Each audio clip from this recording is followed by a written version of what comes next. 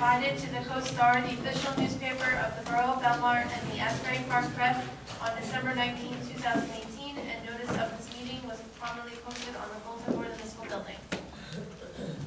Thank you, April. If everybody can join me in saluting the flag of our great nation.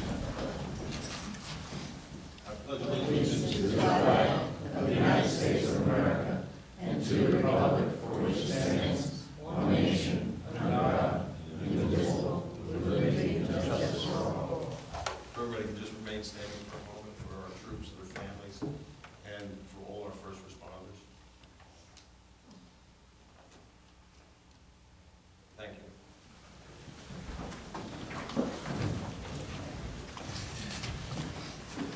Okay, workshop discussion. The only thing I want to bring up is workshop discussion. We're going to table our bond ordinance. After we had some discussions with our CFO and our auditor, we did have some significant savings for the first 10 months that we've been in power. One of the things is the 3,000 hours of overtime that we saved up to Labor Day, which equated to about 110,000, and reworking and the way we hired people and everything, our health benefits. We almost saved $500,000 in the health benefits cost. So we were going to put all that in that capital improvements and start to come up with a plan of a 3, 5, and 10-year plan of things that we need to have done. But because of the situation that we're in, we think that we should table this, retake a look at it, and see if we could try to handle some of it on our own without causing any more debt.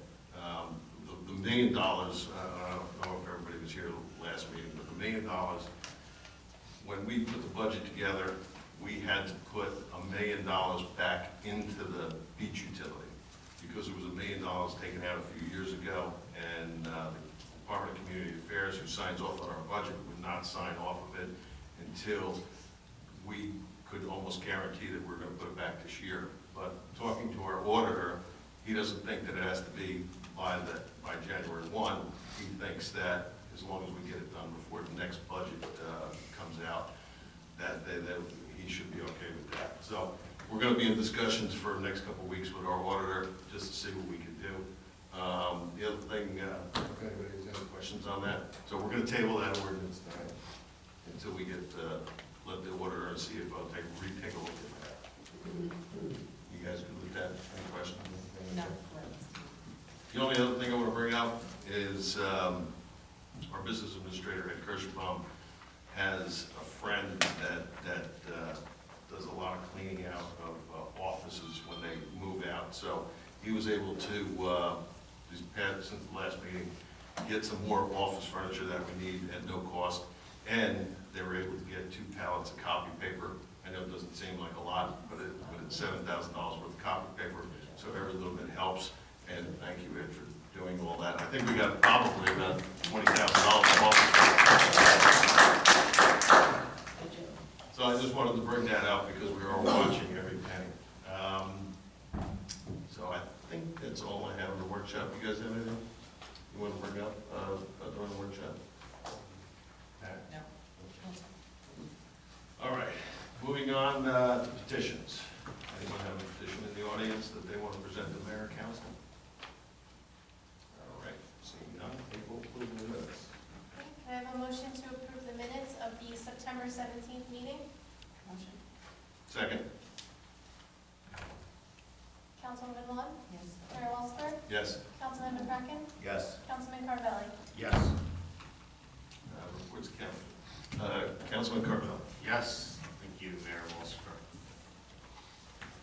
Okay, so I guess I could have put this in the workshop discussion, but the tax assessor's been working on going back and reviewing closed out permits to make sure that the proper tax assessments were advised, were assessed. Basically, he found that we're going to be getting approximately $211,000 before the end of the year in retroactive back assessments.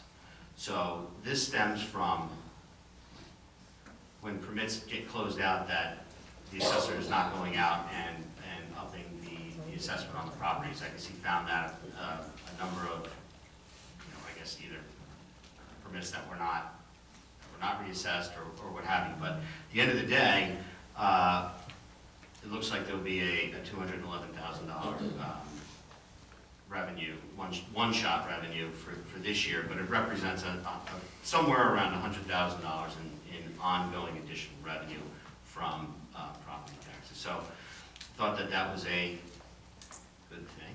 And we're going to continue to make sure that the due diligence is performed on these sorts of things. Over the weekend was the Kite Festival, which I attended. That was well attended. Had great weather. There was a lot of people there. Let's see, I have the Police Explorers. We had that meeting about a week ago. We have about 10 children signed up. We're going to also do another recruiting drive in the schools. Instead of having it on Saturday and having them come here, we're going to actually go and probably sit in the cafeteria or something like that and do a recruiting drive there. And then we'll be looking to have an organization meeting towards the end of the year. This went out over Code Red earlier today. It's also out on social media that we'll be switching back to the municipal water system from our municipal water well system, which we are on in the summer, to American Water. Hydrant flushing is going to start on the week of the 7th, and they're going to be doing that overnight. Should you experience any sort of low pressure or discoloration, well, you're going to probably experience some low pressure in the area, but if you experience any discoloration, just run your faucet for a little bit until it clears out.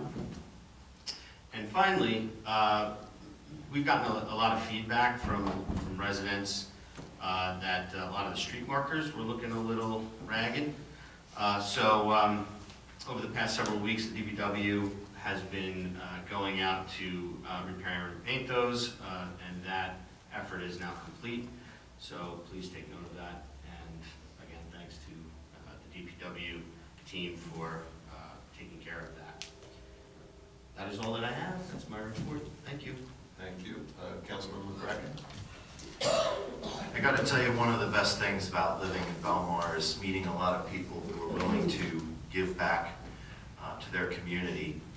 We have a local mason and landscaper who has children at the Belmar Elementary School who would like to improve the front entrance of the school. The Department of Public Works has some pavers that were donated to us from various jobs where this material was left over. And this local landscaper and mason would like to improve the front entrance to the school by replacing the walks with pavers, including the area around the flagpole, planting new shrubberies, and that kind of thing. So I spoke with Superintendent Hallman today, who was very enthusiastic about the idea, and we're getting a meeting set up for some morning next week to meet with this landscaper to go over what his plans are. But all this will be done at no cost to anybody. He is donating his time and the time of his crew. The materials have been donated, and it sounds like it's really a great thing. And he's doing it just because he loves Belmar. He wants to give back. He's got some kids in the school who I guess are going to be leaving there and going on to their next grade. And he wants to have, he just feels that he's so grateful for the education his kids have gotten and the experience that he's had here as a resident in Belmar, that he wants to do this. And I think it's just awesome, and I'm looking forward to that meeting next week. We continue down our path of fiscal responsibility with streamlining municipal services. I'm the liaison to the Department of Public Works. In 2018, We had 14 part-time people who worked seasonally in the marina, the parks, working with trash and recycling. In 2009, we did the same job with 9 people. And I think that our town this summer, as far as the maintenance of all of our parks and areas and beach and areas that we're required to maintain, look good. So we're doing less with more, and that's also including 2 less full-time employees in the Department of Public Works. I know that Director Campbell received a lot of fond criticism after Sandy when he obtained a lot of surplus military equipment, and people made a lot of jokes that he was going to invade Avon and Seagirt and everywhere else. But obviously his concern was about the safety of Belmar residents after the horrific Superstorm Sandy, and that equipment was made available to municipalities at no cost. He has gotten rid of a lot of that equipment, and this year he's already gotten $34,000 for equipment that he's gotten rid of. He still has some equipment he wants to sell, either scrap or sell at auction. Some of the stuff he can't sell at auction because it's armored equipment, and the military or the government does not allow that equipment to be sold at auction. It has to be returned. But just a perfect example is, you know, we had 3 bulldozers, Vietnam era bulldozers that we got after Superstorm Sandy, and they were used annually to build the dunes to protect us in the winter from storms and that kind of thing. When the state came in and our new beach management plan was approved, we are no longer allowed to construct those dunes on an annual basis. So we got rid of them. We had 3, now we have 1, and from the 2 that we got rid of, the parts were salvaged to reduce maintenance cost of the bulldozer, the 1 remaining bulldozer that we have in town, for, you know, when it's needed for when we can build dunes if storms are coming and that kind of thing. So we're streamlining that department, we're inventorying equipment, we're getting rid of excess equipment, and we're being smart about how we do it, which I think is definitely a way to heading in the right direction. The Shade Tree Commission met last week. I was away on a work trip, but we have 2 new members there, which brought a lot of new energy to the Shade Tree Commission, and are just going to be fantastic members of that group. Have a lot of ideas and are doing a lot of research, so we welcome them, and we look forward to that commission continuing its good work. On Sunday morning, Councilman Carvelli and I had a chance to meet our volunteers, our very dedicated volunteers down at the Union Fire Company, and we got a tour of that building and of their equipment. I can't say we were surprised at what they shared with us. We've talked about this before in council meetings, but we definitely have a very serious issue with our infrastructure here in the borough that has been neglected for many years. One of their first response pumpers is 1983, so that is something that, you know, in the future we need to prioritize getting them equipment that's reliable and not rusted. The roof of that building is leaking. They have held off on doing any renovations to areas that they want to renovate. Those volunteers there at the fire company not only respond to fires, but they maintain the interior of those municipal-owned buildings. But as you can imagine, they're reluctant to put in new sheetrock and new carpeting and flooring and things like that. That desperately means when you have a leaky roof, that's going to, you know, obviously ruin things when water comes down into that building. We have tin ceilings in the old municipal room there that are rusting. It's really kind of sad because it's a very historic structure and very beautiful, in many ways. And when the roof leaks, the water is running down behind the bricks in the front of the building and getting behind the windows. And the historic facade there is actually bowing. So, the mayor mentioned this in the workshop discussion, but we really need to have our engineer take a good look at all of our infrastructure and all our needs. We need to come up with a 3, 5, and 10-year plan to maintain our buildings, to maintain our equipment, so we can keep our people safe, so that our volunteers can respond to fires. And we need to, fires and obviously medical emergencies and other things. And we need to do this plan, and we need to budget it over this period of time, obviously without any additional tax increases. So, it's disappointing when you go into some of these buildings to see the neglect that they're in and the condition that they're in. But I know this council's committed to being very smart about it, come up with a plan to replace roofs and mechanical equipment and fire trucks and other public safety equipment in a streamlined way so that we can provide services to our residents. So that's something that is certainly a priority and that we'll be working on. Thank you. Councilwoman Wong. Do you want me to read this now? Yeah, you can do the button. Okay, I'll turn on mic. Thank you, Mayor. Before I start on my report, I have a proclamation to read designating the month of October in each year as Breast Cancer Awareness Month. Whereas National Breast Cancer Awareness Month educates women about the importance of early detection for breast cancer. Since NBCAM's inception, mammography use has doubled and breast cancer death rates have declined. Still, many women do not utilize mammography at regular intervals. Whereas in recognition of the fact that mammography is the best available method of detecting breast changes that may be cancerous long before physical symptoms can be seen or felt, and that breast cancer deaths could decline further if all women aged 40 and older receive mammograms at regular intervals.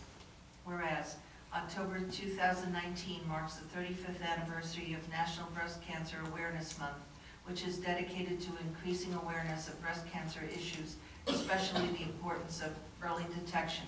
And now, therefore, be it resolved, the Mayor and Council of the Borough of Belmar, County of Monmouth, State of New Jersey, do hereby proclaim October as National Breast Cancer Awareness Month. All women and their families in the Borough of Belmar, County of Monmouth, and State of New Jersey are urged to get the facts about mammography and breast cancer detection.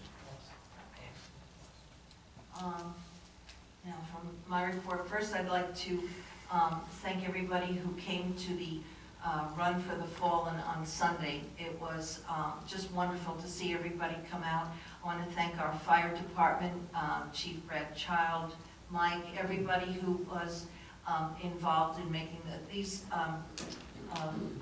soldiers start the run in Cape May, and they run to the PNC Arts Center. It was just really impressive, and you didn't have a dry eye when they came up to this Sergeant Gonzalez's family. He lost his life in Iraq, and they came up to the parents and saluted them. It was a beautiful thing to say, very touching too, and I want to thank everybody who participated, and we hope that next year also we'll continue this run. The community policing program, we've gotten through the summer, and now we're going to have a meeting coming up with the zone chiefs next week to follow, and then to follow with a meeting with the block captains, and we're going to summarize everything that's gone on this summer and get prepared for the winter, because in the winter we still need the policing program. It's very important because, as you know, the rentals in winter change very much from what they are in the summer. So we have, we're going to be continuing our program. It's been very successful so far, and we want to keep it going. Now for Parks and Recreation, going forward, I finally met with the representative of the company who's going to make the benches for us, the memorial benches. So now we can go forward. The applications have been made. I'm going to get them out to everybody who's been on the list, who's been waiting all these years for the benches.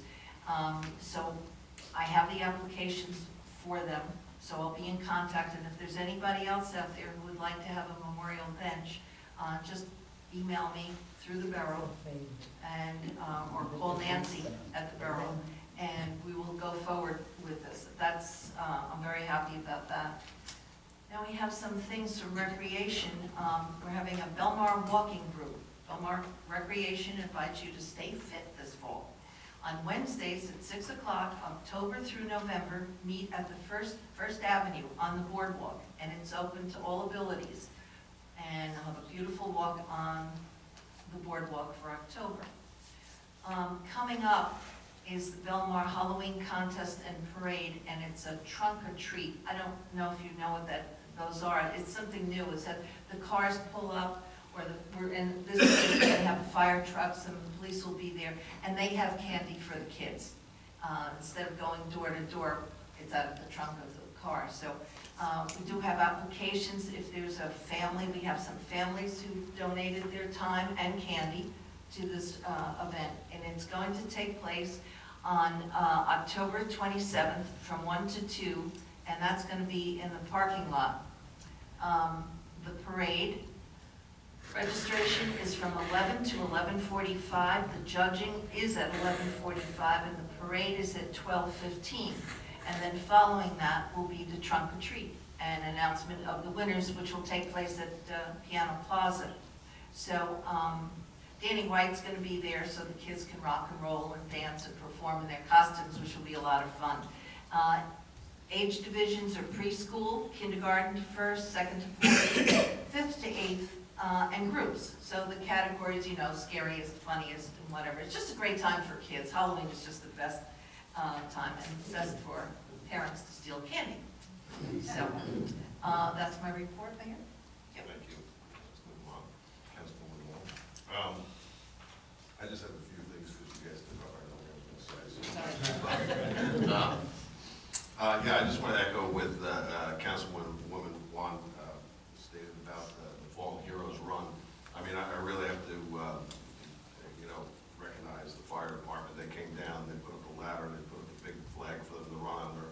You know, they come all the way from Cape May, and they do every stop that they do. They recognize another family, and I think it was 190 families in New Jersey that have lost loved ones in the war.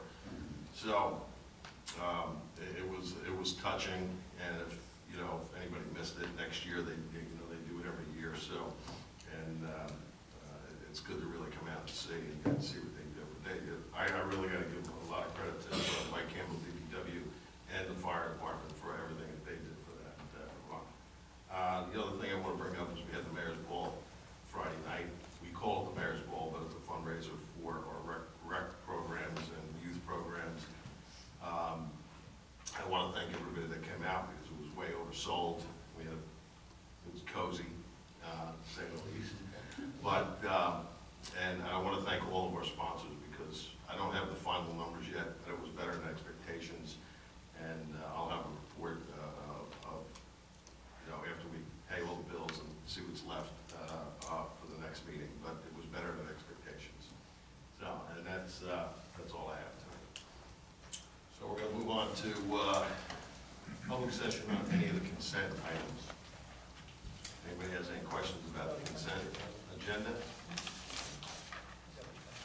All right. Can I have a motion to close the public session? I'll make the motion. Second. All in favor? Aye. Can I have a motion to approve the resolutions as listed on the consent agenda? Second.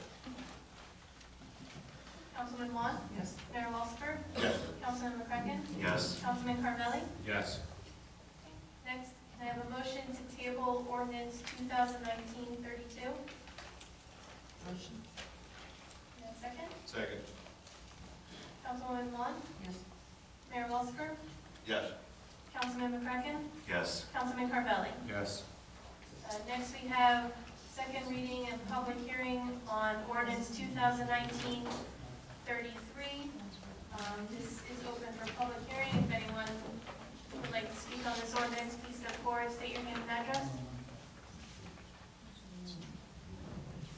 All right, seeing none. Can I have a motion to close the public hearing? Make a motion. All in favor? Aye. And can I have a motion to adopt ordinance 2019-33? So moved. Okay, Councilwoman Wong, Mayor Wolfson, Yes. Councilman McCracken, Yes. Councilman Carvelli. Yes.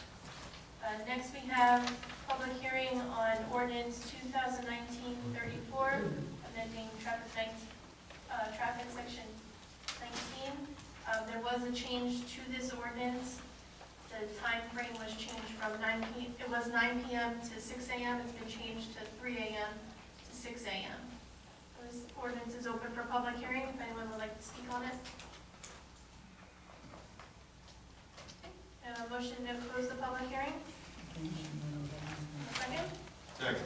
All in favor? And then a motion to adopt ordinance 2019-34 as amended? Make a motion. Okay. Councilman Wong? Yes. Mayor Walsifer? Yes. Councilman McCracken? Yes. Councilman Carvelli? Yes. Okay, public session. Anybody have anything that they want to talk about? The council? Jim? Bruce, Come on. go, Jim, go.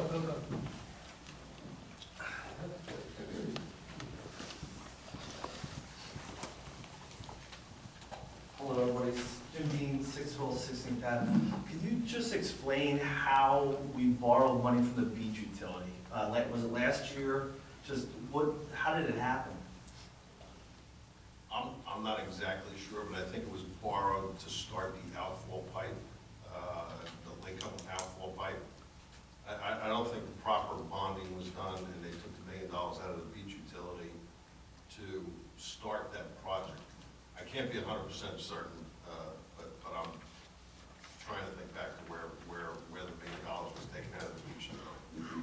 So it's been a couple of years now, and the state of New Jersey, Department of Community Affairs, wants that utility fully funded again, so.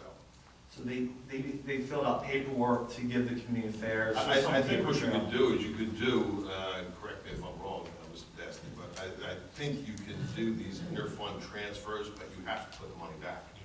And what they It's did like a was savings account. they took the $1 million out, and they never put it back. So when we're trying to get our budget done, we can't go another year to get our budget approved until that $1 million is back. Now, we have a lot of debt in the beach utility, so what we're gonna do if we still have to borrow the money, we're gonna put it in the beach utility, and we're gonna pay down we're gonna take that $1 million and pay right down the debt. So like when I talked about it was gonna be a wash, but it's, technically we're borrowing in one account, and then we're reducing the debt in another account. So we might still have to do that after the auditor and CFO take a look at it, but that's what we're looking at. I'm just, there's gonna be a paper trail. Was it in the budget like 3 or 4 years ago that they did it? Like, what, an appropriation? It was in the audit report, yeah. It's just an report. All right, and would you borrow from the beach utility to pay back that loan? Is that what you? Well, no. The beach utility has debt because of the pavilion, but 10th Right. Avenue Pavilion, which we were supposed to get money from FEMA, but it's not coming. So that's the debt that I would take the $1 million and pay some of the debt down on the 10th Avenue Pavilion. From that bond, you mean? If we have to bond the $1 million and we have to put it back in the beach utility, we're gonna take that $1 million and then we're gonna pay down the debt that's on the 10th Avenue Pavilion. Okay, thank you very much. You're welcome. Anyone else? Bruce?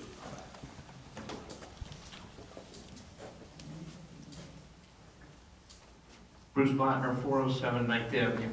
I want to just take this opportunity to thank you, Mayor Walsifer, the council, the residents of the town, for bestowing the honor of Citizen of the Year. It's an honor that I will always remember and cherish, and thank you very much. Thank you. It was well deserved. We didn't have to go far to pick out a candidate for this year. Thank you, Mayor. But yes, congratulations. Thank you. Anyone else? Yes, Tom?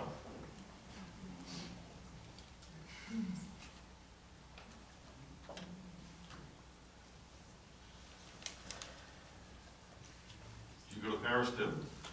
Pardon? You were left out of that trip to Paris? I see Yeah. your daughter was over there.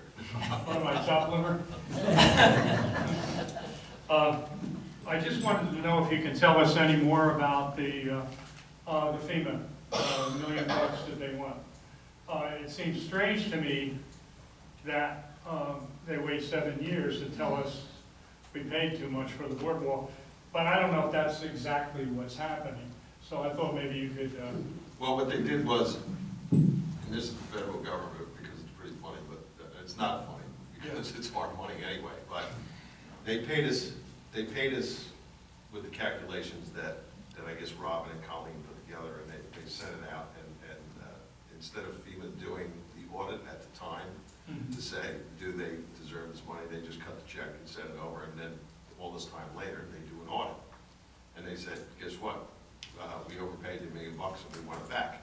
So we're in the process right now of seeing if they're right and going, you know, our auditors and the CFO and engineers are taking a look at all to see where they can, if it's a mistake, first of all.